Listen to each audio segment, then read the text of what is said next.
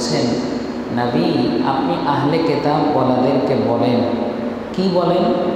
এই কথাটা একটা হিস্ট্রিক্যাল সেন্টেন্স, একটা ঐতিহাসিক বাক্য।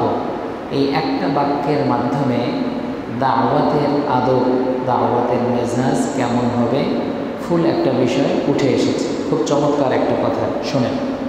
এটা দেখবেন ডক্টর জাকির নায়েক এই আয়াতটা খুব বেশি বলে। আল্লাহ তাআলা বলেন, কুল ইয়া আহলাল কিতাবি তাআলাউ ইলা কালিমাতিন সাওয়াইন বাইনানা ওয়া বাইনাকুম আল্লা না'বুদা ইল্লাল্লাহ ওয়া লা নুশরিকা বিহি শাইআ ওয়া লা ইয়াত্তাখিযা বা'দুনা বা'দান আরবাবান মিন দুনিল্লাহ। আল্লাহ বলছেন, আহলে কিতাবরা আসো, মানে আসো, কাম ইলা কালিমাতিন, ওই কথার দিকে আহলে কিতাবরা আসো, সাওয়া যেটা বরাবর, বাইনানা ও বাইনাকুম আমাদের মধ্যে এবং তোমাদের মধ্যে, যেই কথাটা সমান সমান, ওই সমান সমান কথার মধ্যে আসো।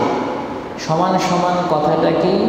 আল্লা না'বুদা ইল্লাল্লাহ, আল্লাহ ছাড়া অন্য কারো ইবাদত করবে না। এই কথা তোমাদের কিতাবেও আছে, আমার কোরআনেও আছে। তো তোমাদের মধ্যে এবং আমাদের মধ্যে এই যে একটা সন্ধি চুক্তি আছে, আমরা উভয়ে এই জায়গাতে এক, অভিন্ন। সেই কথাটা কি? আল্লাহ ছাড়া কোনো ইলাহ নেই। এই কথার দিকে আসো। এই কথার আরেকটা অংশ হচ্ছে ওয়ালা নুশরিকা বিহি শাইআ, আল্লাহর সাথে কাউকে শরীক করব না। ওয়ালা ইয়াত্তাখিযা বা'দুনা বা'দান আরবাবান মিন দুনিল্লাহ, ওয়ালা ইয়াত্তাখিযা বা'দুনা, আমাদের কেউ যেন গ্রহণ না করে, বা'দান অন্যকে, আরবাবান রব হিসেবে অন্য কাউকে যেন গ্রহণ না করে, মিন দুনিল্লাহ আল্লাহ ছাড়া অন্যকে। তো আল্লাহ তাআলা রাসূলকে বলছেন, ওগো নবী আপনি আহলে কিতাব তথা ইহুদি এবং খ্রিস্টানদেরকে বলেন, তোমরা ইহুদি খ্রিস্টান এবং আমরা মুসলমান, আমাদের মধ্যে অনেক তফাৎ আছে, শরীয়তের বিভিন্ন বিষয় নিয়ে তোমাদের সাথে আমাদের ইখতিলাফ আছে, ইফতিরাক আছে। তবে তোমাদের মধ্যে এবং আমাদের মধ্যে একটা কথা আছে, যেই কথাটা তোমাদের শরীয়তেও আছে, আমাদের শরীয়তেও আছে। যেই কথাটা তোমরাও মানো, আমরাও মানি। অতএব যে কথা তোমরা মানো, আমরাও মানি, সেই একই কথার দিকে তোমরা আসো। সুবহানাল্লাহ। এখন ইহুদি খ্রিস্টানকে গিয়ে আপনি গিয়ে বলতে পারেন না যে তোমরা ঈসা আলাইহিস সালামকে গালি দাও, তোমরা উযাইর আলাইহিস সালামকে আল্লাহর পুত্র মনে করো।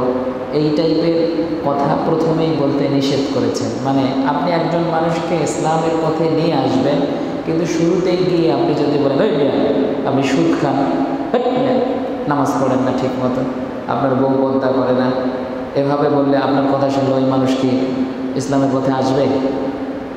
আসবে ভাই?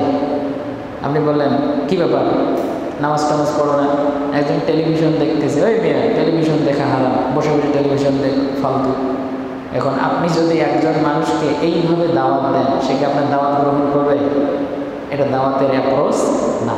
দাওয়াতের অ্যাপ্রোচ হলে শুরুতেই ওর মনকে আপনার দিকে আকর্ষণ করতে হবে। এখন আপনি শুরুতে গিয়েই কোনো পরিবেশ না বুঝে, একজন মানুষের মাথায় টেনশন, রাতের বেলা পেটের মধ্যে খাবার নেই, আপনি গিয়ে ওয়াজ শুরু করে দিলেন, কিসের ওয়াজ, একটা কিছুর ওয়াজ শুরু করলেন আর কি। তো আপনাকে স্থান কাল পাত্র ভেদে দাওয়াত দিতে হবে। তো আল্লাহ তাআলা রাসূলকে শেখাইলেন, ইহুদি খ্রিস্টানদেরকে গিয়ে আগে এই জিনিসটা বোঝাও, আরে তোমাদের শরীয়ত এবং আমাদের শরীয়ত তো কাছাকাছি, তুমি তো আমাদের ভাই, তোমরা তো আমাদের কিতাবওয়ালা ভাই, অতএব আসো, এমন এক কথার দিকে আসো যেটা তোমাদের কিতাবে আছে, আমাদের কিতাবেও আছে। আসো আমরা এই কথার উপর ভিত্তি করে বাকি সব জিনিস ছেড়ে দিয়ে অন্তত আমরা এক হয়ে যাই। সুবহানাল্লাহ। এটা মুসলমানদেরও শিক্ষার বিষয়। শাখাগত অনেক ধরনের মতবিরোধ, মতপার্থক্য থাকতে পারে। আচ্ছা বলেন, একই পরিবারে স্বামী স্ত্রীর মধ্যে কি যে কোনো সিদ্ধান্তের ক্ষেত্রে মতবিরোধ হয় না? হয়। যে কোনো বিষয়ে টুকটাক কথাবার্তা হয় না? হয়। একই পরিবারে ভাই, 5 ভাই বসবাস করে। 5 ভাই এক একজনের মতামত এক এক রকম। এমনকি কে কি খাবে আজকের সন্ধ্যায় ওইটা নিয়েও কেউ বলে কাচ্চি বিরিয়ানি খাবে, বন্ধুরা একসাথে খাবে, না কাচ্চি বিরিয়ানি খাবো না, আজকে খাবো, কাবাব খাবো, পুরান ঢাকায় যাব। তো দেখা যায় প্রত্যেকটা কমিউনিটিতে, প্রত্যেকটা ইউনিটির মধ্যে হালকা পাতলা মতবিরোধ, মত পার্থক্য থাকে। তারপরেও একই পরিবারে মানুষ বসবাস করে কিনা?